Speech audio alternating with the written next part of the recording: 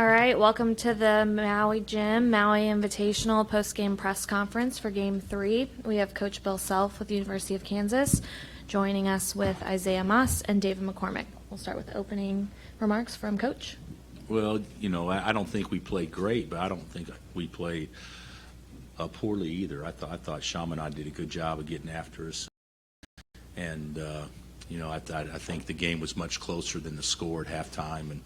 And we were able to get the ball inside to Doak the second half, which was a big bonus for us. But certainly happy to advance, and what an atmosphere for an opening round game like this. And the games have been obviously great so far. The game this afternoon was incredible, and we'll look forward to playing whoever we get because we know either one will be a tough opponent. Thanks, Coach. We're going to open up for questions for the players. Front right. Hey, David and Isaiah both. Jesse Noel from the Kansas City Star. Did you guys watching the Michigan State game? I guess what was your response if you did? Actually, I didn't. I was really just kind of resting up for this game, making sure I stayed locked in and doing what I need to do on the court. Yeah, same with me. I was pretty locked in, just trying to focus on our game today. Front left. Matt Tate, Lawrence Journal World. Dave, can you talk about just the importance of competing regardless of what the score said tonight? You guys had Isaiah ran down the loose ball. You and Tristan dove after balls up 30. I mean, how important was that to just have that mindset?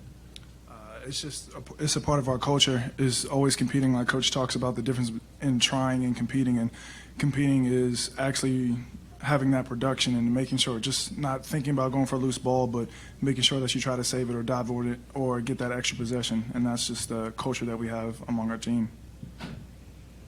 Thank you, David.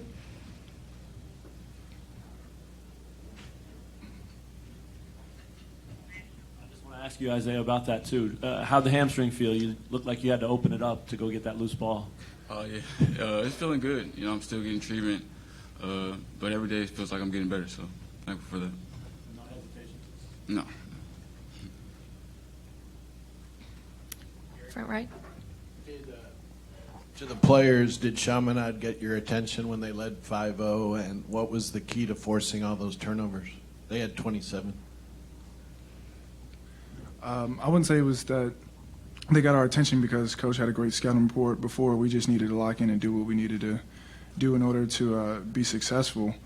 But I think just like how Coach says, and emphasizing defense and just making them turn over the ball is what we did, and I actually didn't know they had that many.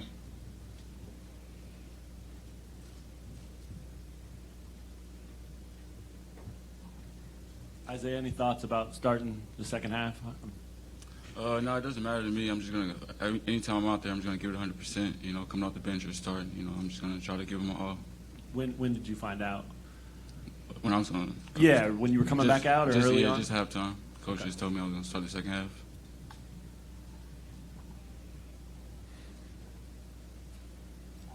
What was the key to doing so well with Doak only playing 7 minutes and not getting a shot the first half? You guys still led by 20 at half without Doak. You said what's the key to it? I mean, obviously, having him on the court for us is great. He's pretty much unstoppable. I mean, you can see that in the second half. We just try to throw it to him, and we know he's going to score. So We made shots the first half. I mean, Ochai and Isaiah and Dodd, they all shot the ball pretty well the first half to compensate for it.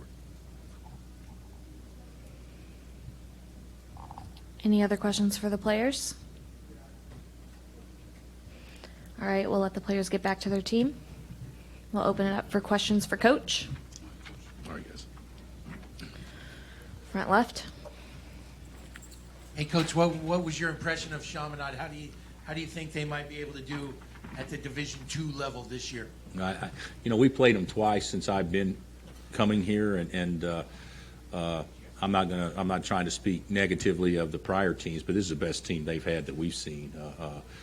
They're actually a very good passing team, and they turned it over quite a bit tonight, which we were concerned about them being a really good passing team, and they got their shoulders past us way too often, and so I like their team. I like their bunch.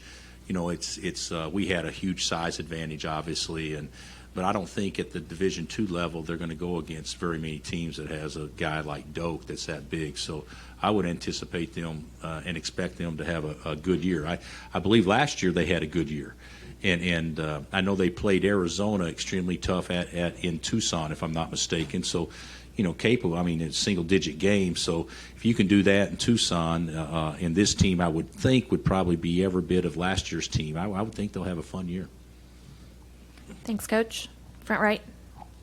What did you think of the crowd tonight? It seemed like maybe more than ever Jayhawk fans here. Yeah, I don't know. How many does this place seat? 2000. 24. So there were probably 2,000 Jayhawk fans here, which is unbelievable for a fan base to travel like that. It may be more difficult moving forward for everybody to get tickets. I don't know, but no, it's amazing how much support we get wherever we travel. But our fans love coming over here. Thanks, Coach. Coach, anything different for Ochai tonight? He knocked that first one in, and that looked like it kind of loosened him up. Yeah, maybe. I thought he played fine. I actually thought he and Dot and Marcus were all pretty good the first half. The second half, I don't think anybody got in any rhythm offensively like they were like those three were the first half, and Doak got a little bit better second half. But Ochai's a good player and a good scorer. And, he made a three, and that dunk he made in transition was pretty impressive too. Those plays, obviously give you confidence, and he seemed like to have a lot more tonight. Thank you, Coach. Last question on the front right. Bill, what did you see from Isaiah tonight? I actually thought he looked quicker. He made shots. If I could make one recommendation for the tournament, these stat sheet numbers are so small. I need my readers on to be able to read them. So if anybody. I have gotten old, but I'm half your age, but I have gotten really old. But I don't know. I think Isaiah was what was he, 5 of 7 and 3 of 4? So obviously, if he can make 50% of his threes, that's a huge bonus for us. And I actually thought he looked the quickest he's looked since he's pulled his hamstring. And to me, the best play was when he ran down the loose ball, because that he kind of had to stretch out to do that. So I think that should give him some confidence as well. All right. Thanks, Coach. And I'm joking about this. It's fine. I just need to go to jury vision.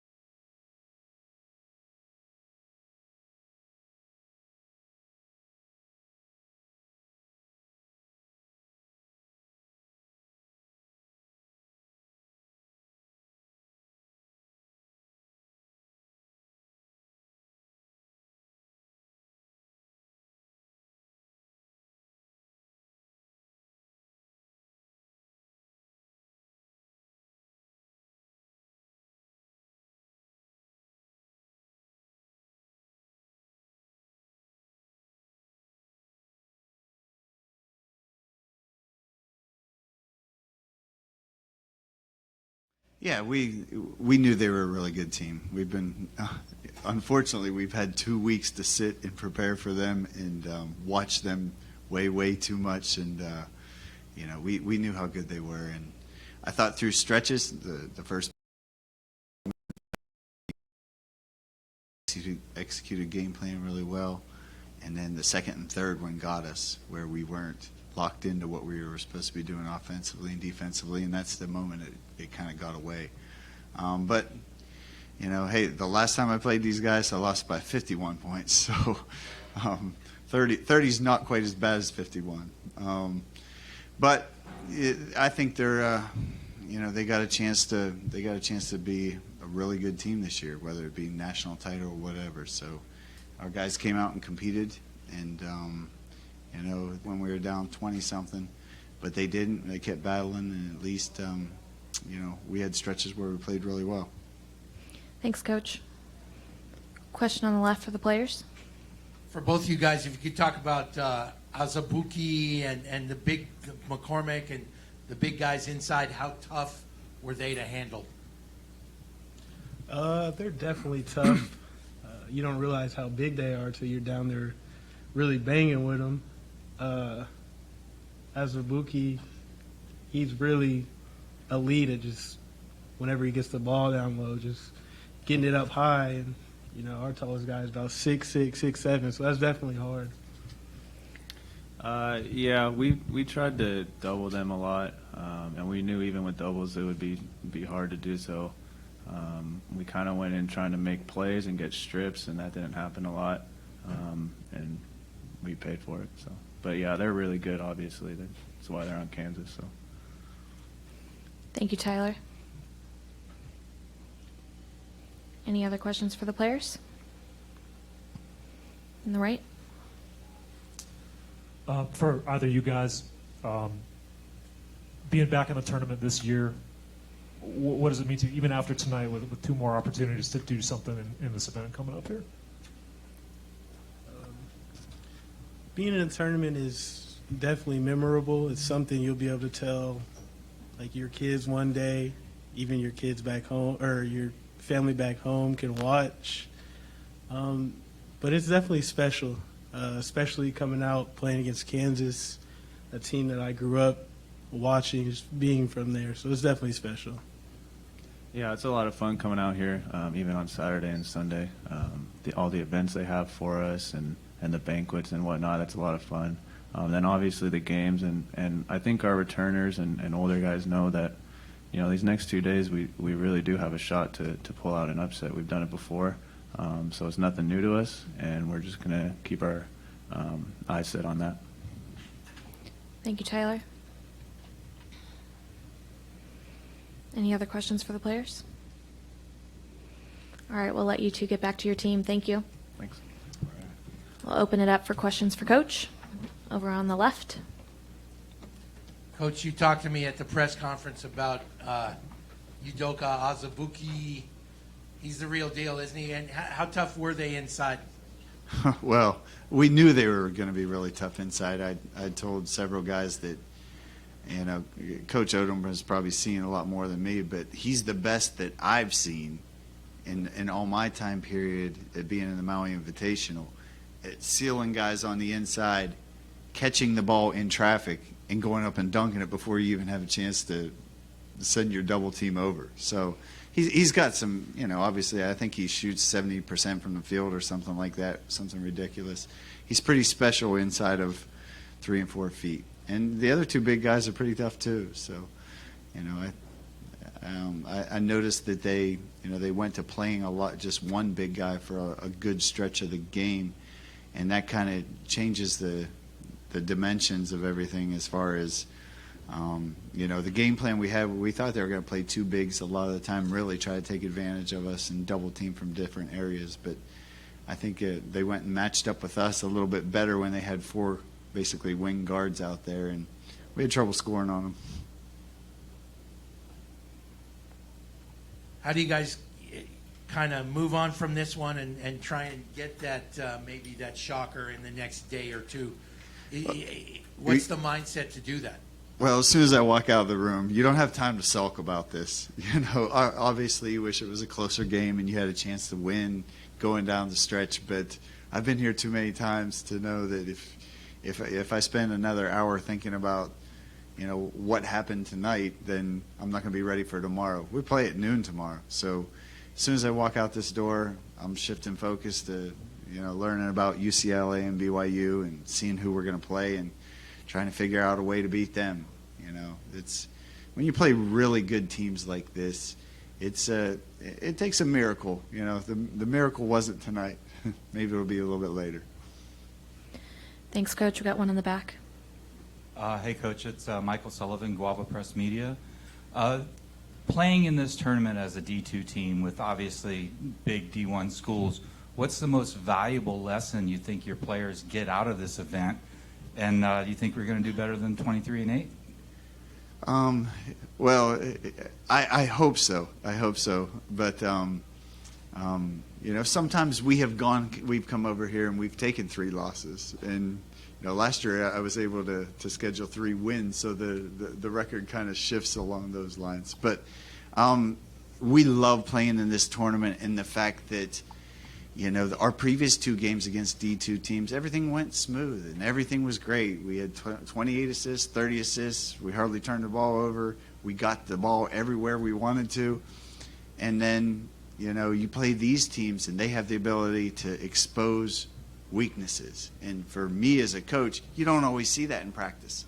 And I didn't see it in the games, but now, after these 3 games, we have the ability to look at this and say, hey, this is what we need to, this is the direction we need to know or go. These are the things that we need to work on, which you don't usually get that opportunity in Division II. That's so special that we have that opportunity. Thank you, Coach. One in the front.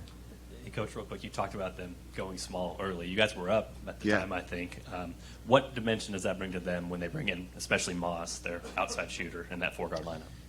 Well, throwing him into the game, they've had some rough games outside shooting. So we knew that especially if he wasn't in the game, we could help more and more on the interior, whether it be in zone or whether it be in man. But as soon as they throw 4 guards out there, you got to be more aware of where all 4 of those guys are rather than just finding 3. And Moss is a special player. He's a knockdown shooter. So. We knew that Dotson can make shots and Garrett and all them and Ochai, but we were going to make them at least prove it. And, I think defensively against us, it helps them tremendously because they could match up with, more size-wise. Hey, Coach, Brian McInnes of the Star Advertiser. You said in the past that last year when you guys weren't here, you were watching these games like back to back to back.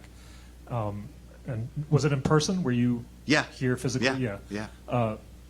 What was that moment like for you being, patrolling the sideline, being in front of your bench out here again with a crowd like Kansas had and just this atmosphere being in this? Well, last year I had the opportunity to watch 12 high-level games in a row. So, I was able to when you're playing in it, you're always worried about the next opponent, the next meal, the next practice, and you don't really, concentrate on what's going on. But last year was pretty special in the fact that I got to just sit and analyze. I didn't have to worry about where I'm taking the team to get a meal at tonight or whatever.